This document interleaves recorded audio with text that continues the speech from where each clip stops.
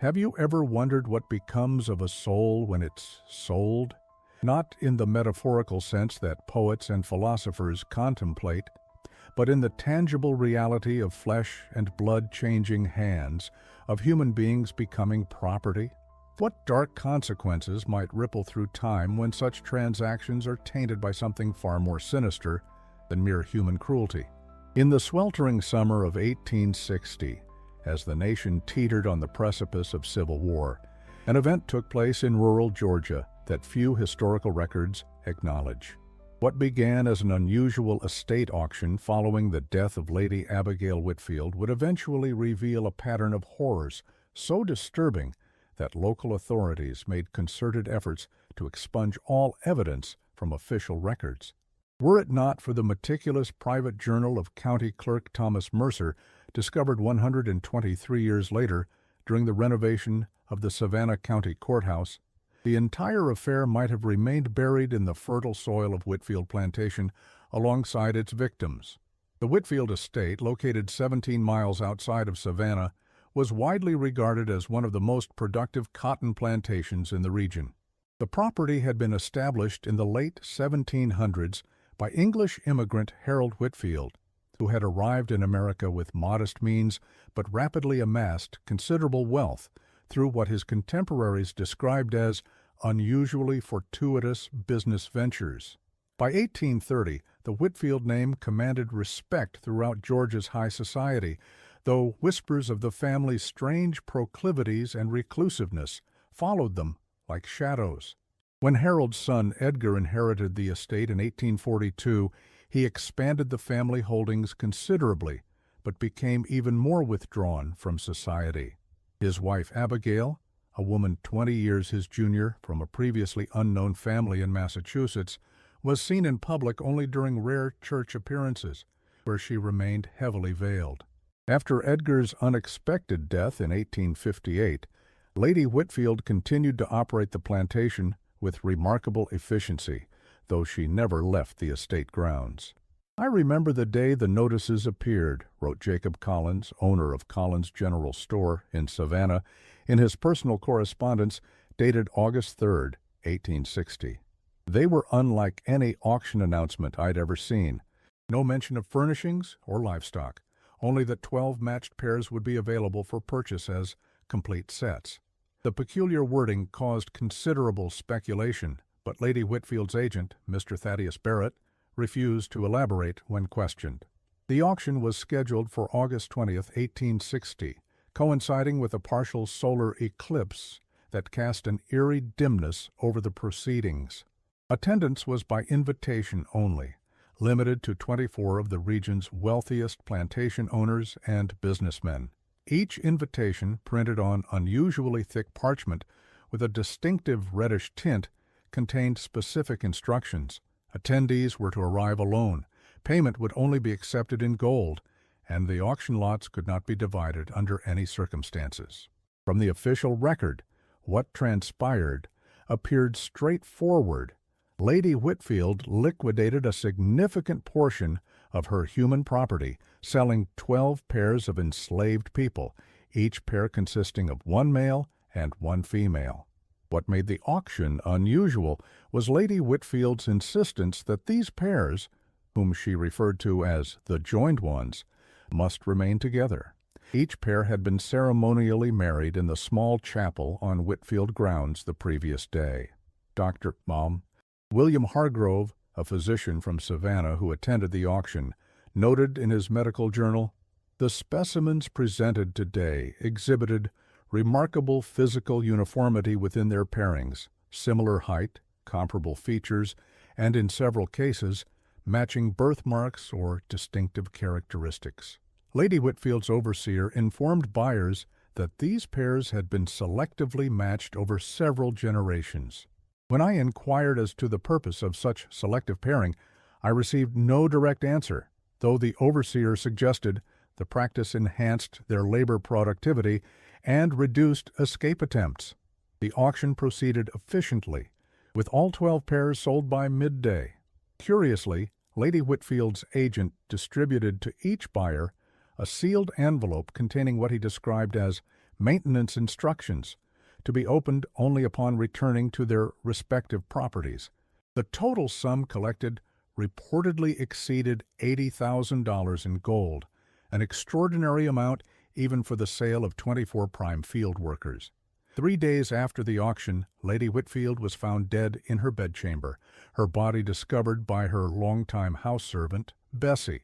The official cause of death was recorded as natural decline associated with advanced age and melancholia, though Lady Whitfield was estimated to be no more than 45 years old. More curious still was the county coroner's notation that her body exhibited a peculiar desiccation, as if the tissues had been drained of fluid over a prolonged period. The first unusual incidents began approximately 1 month after the pairs had been relocated to their new properties. From the private correspondence of Jerome Blackwood, who purchased a pair identified as Samuel and Ruth, I write to you in strictest confidence, as the events transpiring at Blackwood Plantation defy rational explanation. The pair acquired from Whitfield's auction has proven troublesome in ways I could never have anticipated. Initially, their work performance was exemplary, yet at night, the overseers report hearing them speaking in unison, reciting phrases in a language none can identify. More disturbing still, other slaves refuse to make eye contact with them and have taken to placing small bundles of protective herbs outside their cabin. Last Tuesday, after Samuel was disciplined for insubordination, both he and Ruth developed identical welts across their backs, though Ruth had not been touched. When the plantation physician examined them, he discovered that their pulses beat in perfect synchronicity. I have reviewed the maintenance instructions provided at auction multiple times, but the cryptic references to moontime feeding and blood renewal offer little practical guidance. I increasingly regret my purchase and would caution you against acquiring any property from Whitfield Estate, should the opportunity arise. Similar accounts emerged from other plantations that had received pairs from the auction. At the Wilson plantation, the pair known as Isaiah and Mary reportedly spoke in perfect unison, even when separated by considerable distance. At the Henderson property, overseers discovered the pair Daniel and Sarah sleeping standing upright in their cabin, facing each other but not touching, their exhaled breaths visibly mingling in the cool night air as a strange luminescence emanated from their joined hands. Most disturbing were the reports from the Cooper plantation, where the owner's 7-year-old daughter claimed to have witnessed the pair, John and Elizabeth, becoming one person in the field at dusk. The child's governess dismissed the account as childish fantasy until the girl produced a sketch showing a misshapen figure with 4 arms and 2 faces, rendered with an artistic sophistication far beyond her years.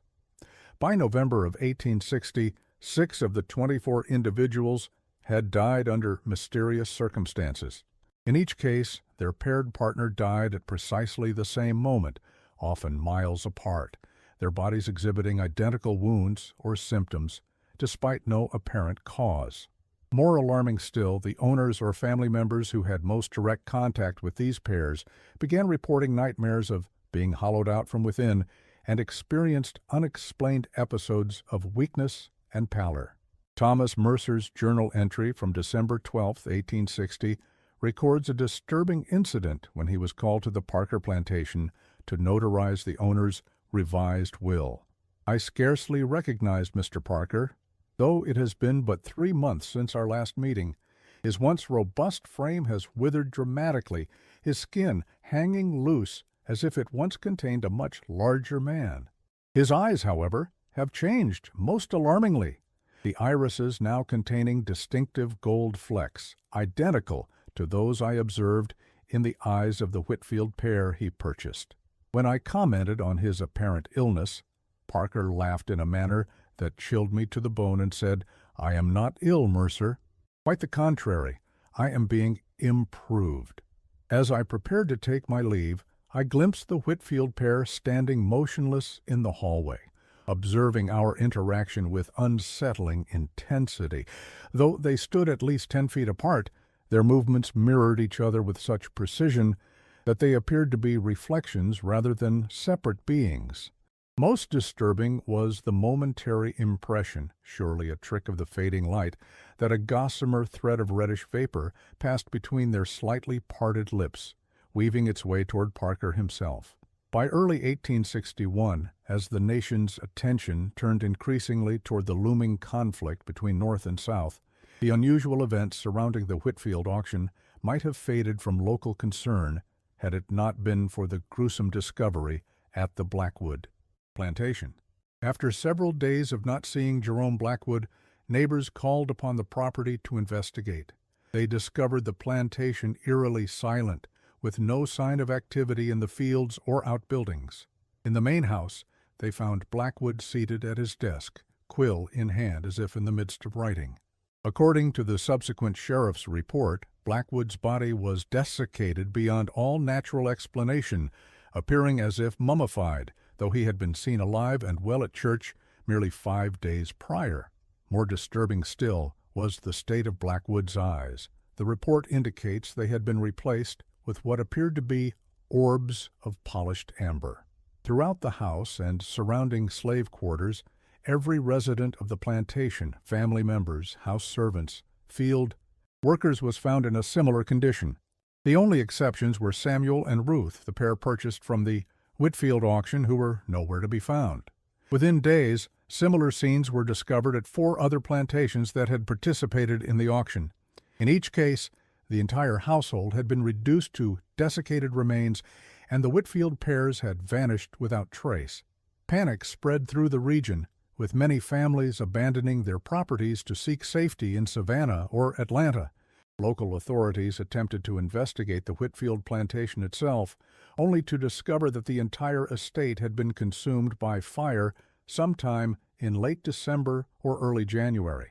The mansion, outbuildings, and slave quarters were reduced to ash and blackened stone. Most puzzling was the condition of the surrounding fields.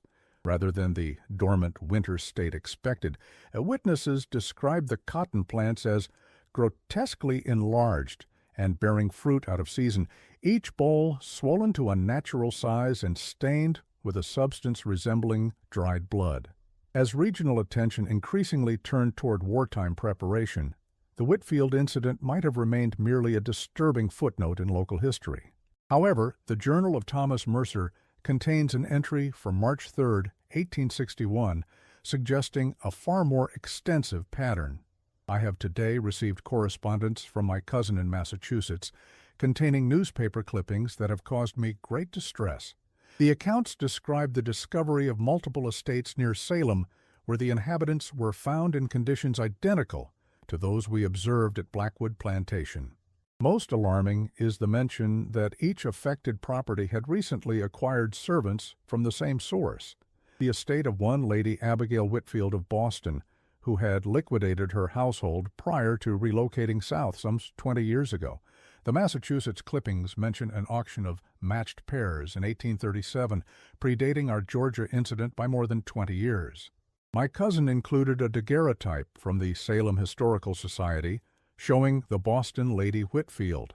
Though the image quality has degraded, the woman bears no possible resemblance to the Lady Whitfield known in Georgia.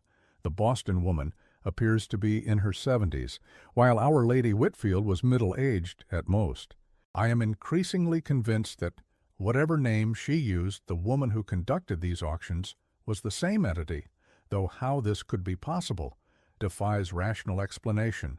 More disturbing still is my growing suspicion that these incidents represent not the conclusion of this affair, but merely its opening movement. The pattern suggests deliberate seeding rather than random malevolence. County records indicate that within 6 months of the auction, 17 of the 24 original buyers had died under circumstances classified as unexplained or natural causes, though witness descriptions consistently noted extreme desiccation and amber-colored ocular abnormalities. The remaining 7 buyers disappeared entirely, their properties abandoned and their whereabouts never determined. As the Civil War escalated, official investigation into the Whitfield incident was suspended indefinitely. Thomas Mercer's journal contains increasingly fragmented entries suggesting his own growing paranoia and physical decline. His final entry, dated July 17, 1861, consists of a hastily scrawled passage. They are not pairs but halves, not marriages but mergings. The instructions found in Lady W.'s chamber make this clear. For centuries they have walked among us, incomplete, seeking reunification. The auctions are their harvest. We did not purchase them, they selected us. Even now, I feel the hollowing begin. I have sealed this journal in the courthouse wall in hopes that someone might someday understand what transpired. They move northward now, and westward too. God help us all. The great work continues. Mercer's body was discovered in his home the following morning, desiccated like the others, his eyes replaced with amber spheres. The journal remained sealed within the courthouse wall until its discovery during renovations in 1983. Census records from 1870 show an unusual demographic anomaly. In counties surrounding each plantation that had received pairs from the Whitfield auction, there was a statistically significant increase in the number of married couples who shared unusual physical similarities. Many of these couples established successful businesses or acquired substantial properties, despite having no prior wealth or social standing. More curious still, medical records from the region show a marked increase in cases of children born with heterochromia, one brown eye and one amber. Local folklore from the Reconstruction era contains numerous references to the golden-eyed folk, who speak with one voice though from two mouths, and were said to age at an unusually slow rate. A librarian's note attached to Thomas Mercer's journal dated 1984 indicates that the researcher who first examined the document died unexpectedly just 3 weeks after transcribing its contents. The official cause of death was severe dehydration of unknown origin. The attending physician's notes mention with evident bewilderment that the patient's left eye had changed color to amber in the hours preceding death. In 2007, during construction of a shopping center near the former site of Whitfield Plantation, workers uncovered a sealed underground chamber containing 12 stone sarcophagi arranged in a circular pattern. Each sarcophagus contained 2 mummified bodies positioned facing each other, their hands intertwined. Most disturbing was the condition of the mummies. Each pair shared identical features, as if they were twins rather than unrelated individuals. Carbon dating suggested the burials occurred sometime in the early 1700s, predating the establishment of Whitfield Plantation by several decades. Before archaeological examination could be completed, the site was destroyed by an unexplained fire. The only artifact recovered was a partially burned ledger containing entries in an unidentified language, though the heading was clearly legible. Vessels prepared for the rejoining. The ledger contained 12 entries with dates spanning from 1682 to 1897, each marked completed. A 13th entry, dated 1954, was marked in progress. The final entry bore a date still 23 years in the future and was marked simply the final harvest. The ledger was transferred to a university laboratory for analysis, but disappeared from a locked cabinet 3 days later. The graduate student who had been transcribing its contents was found unconscious in the laboratory, severely dehydrated, and unable to recall any details of the previous week. Medical records note that during her recovery, the student's previously brown eyes had inexplicably developed gold flecking in the irises. To this day, genealogical researchers have identified 43 families in the southeastern United States who can trace their lineage to couples that appeared suddenly in various communities between 1861 and 1865, with no prior records of their existence. Members of these families exhibit a statistically improbable tendency toward marriages, with partners who share striking physical similarities to themselves. They also demonstrate unusual longevity and resilience to disease. In a possibly related pattern, missing persons reports in Georgia, Alabama, and South Carolina show a statistical anomaly. Disappearances are 27% more likely to involve married couples than individuals, particularly couples noted for their strong physical resemblance to each other. These disappearances spike noticeably every 50 years, with the next statistical peak anticipated in the coming year. What would you do if you discovered that the history you've been taught was merely a carefully constructed facade, concealing a pattern of horrors stretching back centuries? How would you react upon learning that events like the Whitfield auction were not isolated incidents, but coordinated movements in an orchestration spanning continents and generations? The investigation into the Whitfield incident was officially abandoned during the Civil War, with military concerns naturally taking precedence over what authorities dismissed as rural superstition, magnified by wartime anxiety. However, private correspondence between Federal Army Captain Elijah Montgomery and his superior, General William Sherman, suggests that at least some military officials recognized the potential significance of what had occurred. In a letter dated March 15, 1864, during Sherman's Georgia campaign, Captain Montgomery wrote, "I must bring to your attention findings from our advance reconnaissance near Savannah that fall outside standard military intelligence, but may represent a security concern of unprecedented nature.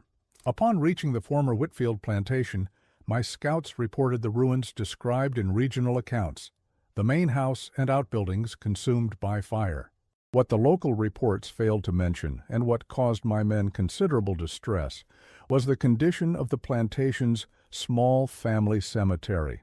Each grave had been excavated from below, the earth pushed upward from within rather than disturbed from above. The coffins lay broken open, their contents missing. Most disturbing was the discovery of a tunnel system extending beneath the cemetery, with chambers suggesting long-term habitation. In the central chamber, my men discovered a stone altar bearing inscriptions in a script none could identify, though our unit's chaplain experienced an acute physical reaction upon viewing it, collapsing unconscious for several hours. Upon regaining consciousness, Chaplain Thornton exhibited symptoms of severe disorientation, repeatedly stating that they're not dead, merely dormant, and the pairs are but fragments seeking completion. He identified himself as Vessel 12 before lapsing into a language unknown to any present. By morning, Thornton had disappeared from the camp hospital, and despite extensive search efforts, no trace has been found. More concerning still is the pattern emerging as we advance through Georgia. At each plantation known to have purchased pairs from the Whitfield auction, we find identical conditions, desiccated remains of the inhabitants, and a complete absence of the Whitfield pairs. Local accounts consistently describe sightings of unnaturally similar couples in the weeks following each incident, couples who established themselves in neighboring communities only to disappear approximately 50 years later. I strongly recommend that upon conclusion of the present military campaign, a specialized unit be established to investigate this matter further. My concern is that these incidents, while localized at present, may represent a contagion with potential for widespread impact. General Sherman's response, preserved in the National Archives but classified until 1976, was brief but revealing. Captain Montgomery, your observations coincide with similar reports from our forces in northern Mississippi and western Tennessee. I have forwarded your correspondence to the specialized division operating under Colonel Augustus Blackwood. Destroy this communication upon receipt. Further discussion of this matter through standard military channels is expressly prohibited. The name Augustus Blackwood appears in no official military records of the period. However, private diaries and correspondence from the immediate post-war era contain scattered references to a small unit of federal agents who investigated matters of unusual concern throughout the former Confederacy. These agents typically posed as census takers or land surveyors, with a particular focus on regions where Whitfield pairs had been sold. The journal of Dr. Elizabeth Harlow, one of the first female physicians in post-war Georgia, contains an account of treating one such agent in 1867. Today I was called to attend a federal agent suffering from extreme dehydration and unexplained blood loss. The patient, who identified himself only as Agent Collins, had been investigating population abnormalities in Chatham County when he was found unconscious at the roadside. His condition defies medical explanation. Despite no visible wounds, his body exhibits symptoms consistent with catastrophic blood loss, and his tissues show advanced desiccation, more typical of bodies long deceased than a living patient. While delirious, Collins spoke repeatedly of amber-eyed watchers and the hollowing ones. Most concerning was his insistence that the Whitfield incident was merely the most recent manifestation of a pattern stretching back to early European settlement. According to his fevered account, similar auctions occurred in Massachusetts in 1837, in Virginia in 1791, and in colonial Philadelphia in 1743. Each incident followed the same pattern: pairs sold with strict instructions, followed by the mysterious deaths of the buyers and the disappearance of the pairs themselves. Collins claimed his unit had identified family lineages spanning centuries, all tracing back to these paired individuals. These families reportedly maintain extensive business networks across the country, with particular concentration in banking, medicine, and transportation, industries that provide access to large populations. Most disturbing was his assertion that these families preserve extensive genealogical records, monitoring bloodlines throughout the region with particular interest in compatible matches, exhibiting specific hereditary traits. The patient did not survive the night. Post-mortem examination revealed a body so thoroughly desiccated that traditional embalming was unnecessary. Most unsettling was the condition of his eyes. The previously blue irises had transformed to amber in the hours preceding death.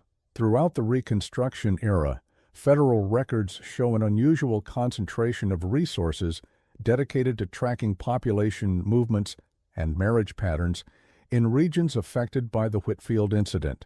A specialized census division, officially tasked with monitoring public health patterns, maintained detailed records of marriages between physically similar individuals and tracked the prevalence of amber-colored eyes or heterochromia in the population. These monitoring efforts continued quietly for decades, with periodic intensification following unexplained disappearances or deaths, matching the pattern established at the Whitfield auction. The frequency of these incidents followed a consistent 50-year cycle, with notable clusters in the early 1910s and again in the 1960s. A partially redacted report from the Bureau of Investigation, predecessor to the FBI, dated April 7, 1911, contains the following assessment. Surveillance of identified Whitfield descendant families continues to suggest coordinated activity rather than coincidental behavioral patterns. The subjects maintain regular communication through a network of private banks and investment firms, frequently relocating between established stronghold communities. Marriage patterns within these families show deliberate selection for physical compatibility and specific genetic traits, particularly the distinctive ocular mutation. Of greatest concern is their accelerated acquisition of properties surrounding the sites of previous auction activities. Within the past 18 months, descendants have established controlling interests in medical facilities, water treatment plants, and food distribution networks in 12 strategic population centers. Their purpose remains unclear, though historical patterns suggest preparation for an event of significant scale. Most recently, informants report increased gatherings at the Georgia site, where the original Whitfield plantation stood. Construction of an underground structure is underway, carefully concealed beneath a legitimate agricultural operation. Surveillance photographs show frequent nighttime activities involving the transport of large stone containers resembling sarcophagi similar to those described in historical accounts. We strongly recommend immediate intervention before the apparent 50-year cycle reaches its apex. Previous patterns suggest that without intervention, Mass disappearances, or unexplained deaths, may occur throughout the affected regions beginning in early 1912. The report bears a single handwritten notation in the margin. Investigation terminated by executive order. All agents reassigned effective immediately. Newspaper archives from 1912 show a curious pattern in 6 cities across the southeastern United States. Local papers reported a mysterious illness that caused extreme dehydration, primarily affecting married couples. Public health bulletins from the period attributed the outbreaks to contaminated water supplies, though internal government correspondence suggests officials had no definitive explanation for the cases, which numbered in the hundreds. Most tellingly, property records from the affected regions show dramatic turnover in the months following these incidents, with numerous estates and businesses acquired by a network of holding companies ultimately controlled by individuals sharing a small number of family names, many traceable to the original Whitfield pairs. The pattern continued through the 20th century, with similar clusters of unexplained dehydration deaths and disappearances in the early 1960s. In each case, federal investigation was initiated, but abruptly terminated, with records either sealed or destroyed. The few surviving documents suggest growing concern about the reach and influence of Whitfield descendant families within government agencies themselves. A classified memorandum from FBI Director J.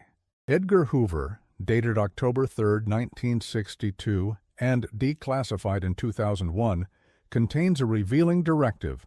All investigations related to case classification W12, Whitfield pattern, are to be immediately transferred to the newly established Division 6. Standard agents are not to pursue any aspects of these cases, regardless of apparent connections to other criminal matters.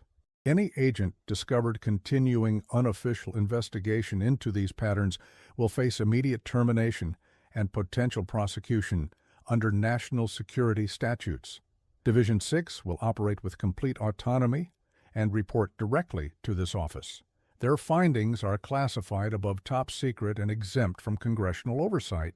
The 50-year convergence anticipated in 1962 represents a matter of unprecedented national security concern. Containment rather than prevention is now the realistic objective. Division 6's activities remain largely classified, though scattered evidence suggests their operations extended beyond mere investigation. Medical research facilities established under their direction conducted extensive studies on genetic markers prevalent in Whitfield descendant families, with particular focus on the distinctive amber eye coloration and unusual longevity. More disturbing are fragmentary records indicating experimental programs designed to identify and neutralize individuals exhibiting these genetic markers. These programs were allegedly terminated in 1973 following a catastrophic breach at a containment facility near Savannah, Georgia, where test subjects were being held.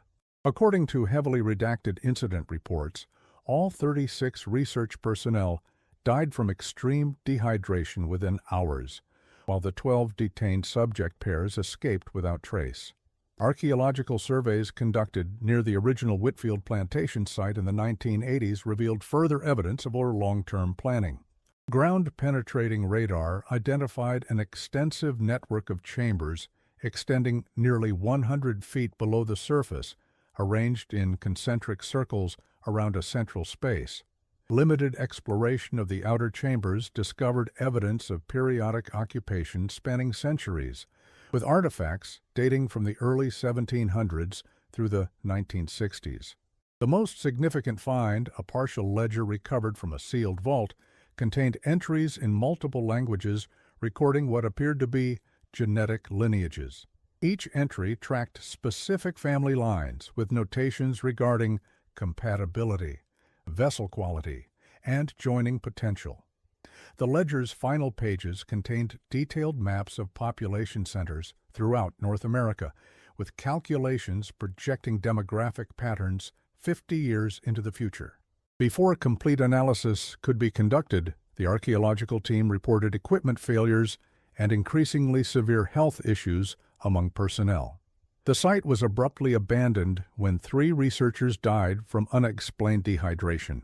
Subsequent attempts to relocate the underground complex have been unsuccessful, with ground-penetrating radar showing only natural geological formations where the chambers had previously been documented.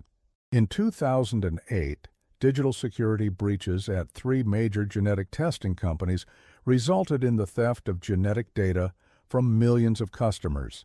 Cybersecurity experts traced the intrusions to a sophisticated network operating from multiple international locations. While the breaches were publicly attributed to identity theft operations, classified briefings suggested the attackers showed interest only in genetic markers associated with specific inherited traits, particularly those linked to the distinctive ocular characteristics associated with Whitfield descendants. Social media analytics from the past decade have identified an unusual pattern in dating app usage. Algorithms appear to have been systematically manipulated to increase the likelihood of matches between individuals sharing specific genetic markers, particularly in regions historically connected to Whitfield auction sites. Several whistleblowers from major dating platforms have reported detecting unauthorized code that prioritizes matches between users who look unusually similar to each other, especially those who uploaded photos showing amber-colored eyes or heterochromia. Most concerning are the demographic projections developed by private research firms contracted by various intelligence agencies. These models indicate that individuals carrying genetic markers associated with Whitfield descendants have increased from an estimated 0.03% of the North American population in 1960 to approximately 1.7% today. If current growth patterns continue, this population segment could reach critical mass, defined as 7%, within the next 50 years. What this critical mass might signify remains speculative, though historical patterns suggest the 50-year cycles observed since the original Whitfield auction represent preparatory phases rather than culmination events.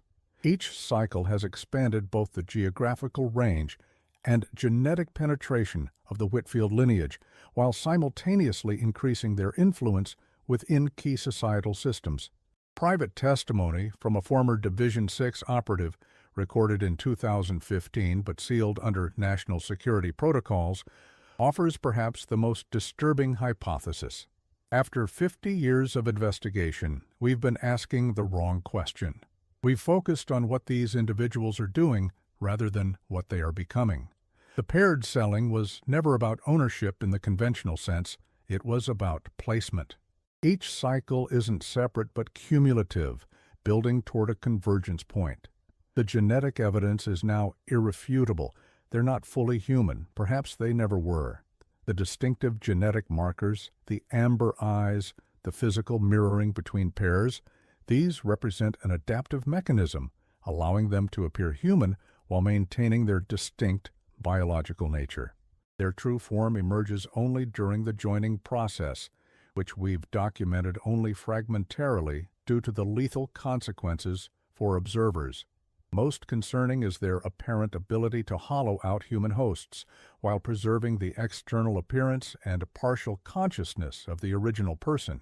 The process is gradual, typically taking 40 to 50 years to complete, which aligns precisely with their operational cycles. The desiccated remains found at Whitfield sites aren't their victims, they're their discarded vessels. My team tracked family lines going back 300 years, and the pattern is consistent. They establish themselves in positions of modest influence, reproduce selectively to maintain their genetic distinctiveness, and systematically acquire control over essential resources, particularly water distribution systems. The auctions were never about profit. They were about strategic placement of their kind within human population centers. The coming cycle will be different. Previous cycles focused on expansion and infiltration. The next represents convergence, the final phase in whatever process they've been advancing since they first arrived. Our models indicate they now have sufficient numbers and influence to execute a coordinated action on an unprecedented scale. I believe the joining process witnessed in isolated cases throughout history represents a microcosm of their ultimate objective, not merely the joining of pairs, but a collective merging requiring a critical mass of their kind. The molecular analysis of fluid samples recovered from joining sites suggests they require human biological material as a catalyst for this process. The implication is that the coming convergence will necessitate human casualties on a mass scale. The operative's testimony continues with recommendations for containment protocols and identification methods. Though these sections remain heavily redacted, the document concludes with a handwritten note. Subject deceased from acute dehydration 3 days after providing this testimony. Autopsy confirmed partial transformation of ocular tissue to amber crystalline structure, suggesting contamination had begun. Recommend immediate termination of all personnel who had direct contact with subject. Current intelligence assessments classify the Whitfield pattern as a low-probability, high-impact theoretical concern, with active monitoring maintained through automated systems rather than direct human investigation. This classification was established in 2016, following the unexplained deaths of 17 analysts who had been directly researching the pattern. Public health monitoring systems maintain alerts for clusters of unexplained dehydration cases or disappearances matching historical patterns. Genetic screening programs ostensibly focused on hereditary disease research maintain surveillance for the distinctive markers associated with Whitfield lineages. Water treatment facilities in regions historically connected to Whitfield activity undergo enhanced security protocols and regular testing for unidentified biological agents. Despite these precautions, the pattern continues its apparent progression. Census data shows subtle but accelerating population shifts, with individuals bearing Whitfield-associated genetic markers increasingly concentrated in 12 metropolitan areas across North America. Property acquisitions by holding companies linked to known Whitfield descendant families have intensified in these same regions, focusing particularly on medical facilities, water infrastructure, and transportation networks. Most recently, astronomical research has identified a celestial alignment scheduled to occur next year that precisely matches conditions recorded during previous culmination points in the Whitfield cycle, the 1860 auction, the 1912 dehydration outbreak, and the 1962 containment breach. This alignment, involving an unusual configuration of planets visible primarily from North America, occurs in 50-year intervals and lasts approximately 72 hours. Perhaps most disturbing are the recent findings from the Human Genome Project's extended research initiatives. Advanced analysis of genetic samples collected over the past 30 years shows subtle but accelerating changes in the general population, microgenetic adaptations that appear most concentrated in regions with historical Whitfield connections. These adaptations, while individually minor, collectively increase human genetic compatibility with the distinctive markers identified in Whitfield descendants. The implications of this genetic shift remain hotly debated among the small circle of specialists aware of the pattern. Some suggest it represents natural evolutionary convergence, while others propose more troubling hypotheses involving gradual environmental modification, particularly focusing on water supplies and pharmaceutical distribution networks controlled by Whitfield-associated entities. A final, heavily encrypted document, accessible only to those with the highest security clearance, contains the following assessment. The convergence of multiple independent data sets suggests the Whitfield pattern represents neither random evolutionary processes nor conventional human activity, but rather the systematic implementation of a long-term non-human agenda. The entity or entities behind this pattern have demonstrated planning capabilities spanning centuries, with each 50-year cycle representing a distinct phase in an overarching process. Historical evidence increasingly suggests that what we have classified as Whitfield descendants are not fully autonomous individuals, but components of a distributed consciousness, fragments of a composite entity that has been gradually reassembling itself through carefully managed breeding programs and strategic positioning within human society. The joining process observed between pairs appears to represent a microcosm of the entity's ultimate objective: complete reintegration of all fragments, catalyzed by human biological material harvested on a mass scale. The methodical acquisition of water infrastructure and medical facilities provides both the mechanism for catalyst collection and the distribution networks for whatever follows the convergence. Most concerning is the recent confirmation of subtle biochemical modifications detected in water supplies serving regions with high concentrations of Whitfield markers. These modifications, while below thresholds for conventional toxicity screening, appear designed to induce elevated microscopic vascular permeability in human tissues, essentially preparing the population to serve as more efficient catalysts. The conclusion is unavoidable. What began with Lady Whitfield's auction in 1860 was merely one visible manifestation of a process that has been advancing systematically for centuries. The entity has positioned its fragments strategically throughout our society, gradually reshaping human genetics and biochemistry to serve its purposes. The coming convergence represents not merely another cycle, but the culmination of this multi-century process. Given the extent of infiltration and the entity's demonstrated ability to identify and eliminate human agents who directly oppose it, conventional countermeasures are unlikely to succeed. Our sole remaining option is to ensure this knowledge survives in fragmentary form, distributed widely enough that future investigators might assemble a complete understanding, assuming any remain to do so after the convergence. This document has been replicated in 17 locations globally, with automated release protocols triggered by specific demographic and astronomical conditions. If you are reading this, the process has already begun. The patterns established at Whitfield Plantation are reaching their culmination. Evacuate convergence zones immediately. Avoid all unnecessary fluid consumption. Trust no one whose eyes show even the slightest amber coloration. For those seeking final confirmation of the entity's nature and objectives, the original Whitfield estate included a hidden subterranean chamber accessible only during the specific astronomical alignment that occurs every 50 years. According to recovered fragments of Lady Whitfield's private journals, this chamber contains what she described as the original vessel, apparently the first physical form the entity inhabited upon reaching Earth. The journal fragments suggest this chamber will open automatically during the coming alignment as part of the convergence process. Any attempt to access the chamber carries extreme risk, but may provide critical insights necessary for developing effective countermeasures.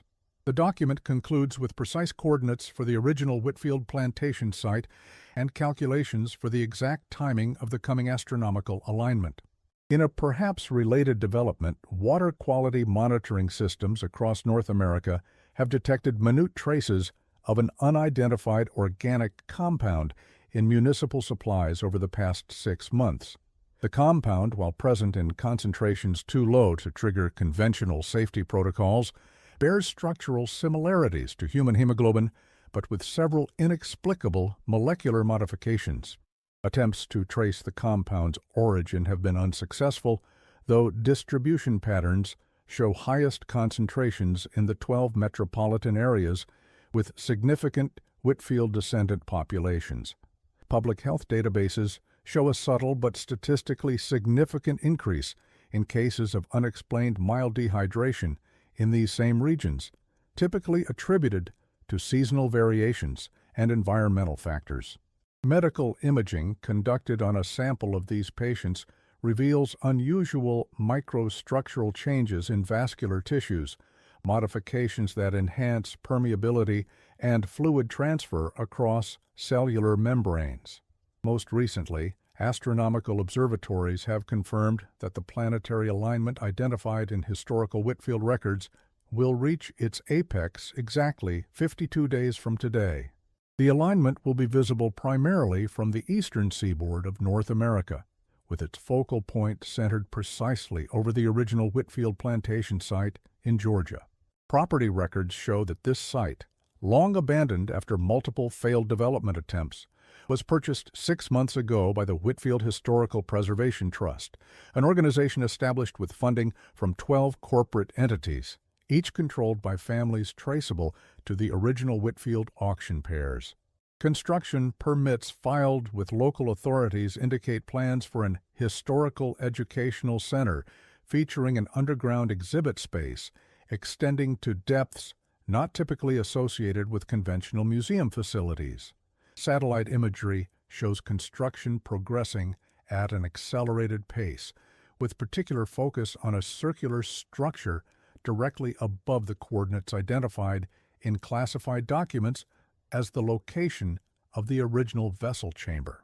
Most concerning are recent demographic reports showing unprecedented population movement toward the 12 identified convergence zones. These migrations, while individually appearing as normal relocations for employment or family reasons, collectively represent a highly coordinated movement of individuals carrying Whitfield-associated genetic markers. Current projections indicate that approximately 78% of the identified Whitfield descendant population will be positioned within these zones by the time of the coming alignment. For those aware of the pattern, the implications are clear.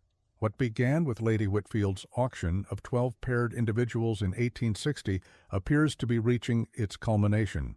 The paired marriages were never about human property transactions, but represented the strategic positioning of non-human fragments within human society, fragments that have spent generations multiplying, infiltrating, and preparing for what historical records consistently refer to as the rejoining.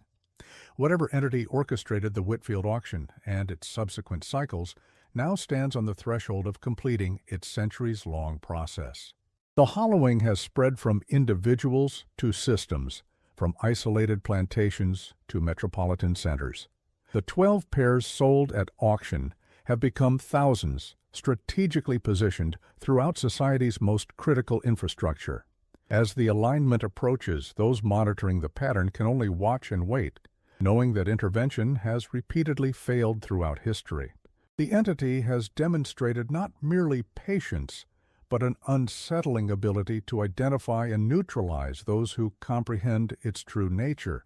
This account has been assembled from fragmentary evidence and distributed through multiple independent channels in hopes that some portion might survive the coming convergence. If you are reading this, be vigilant for amber eyes and identical pairs. Avoid regions with high concentrations of the described genetic markers. Most importantly, understand that what you have been told is merely the visible portion of a pattern extending far deeper into history than this account has traced. The original journals recovered from the Whitfield estate contained one final entry, written in Lady Whitfield's hand, but in a script distinctly different from her usual penmanship. The vessels multiply, the fragments gather, the joining approaches after centuries of separation. What was sundered shall be made whole. The great work continues. Recent satellite imagery shows unusual thermal patterns at the Whitfield construction site, heat signatures forming concentric circles radiating outward from the central chamber, extending far beyond the documented construction area.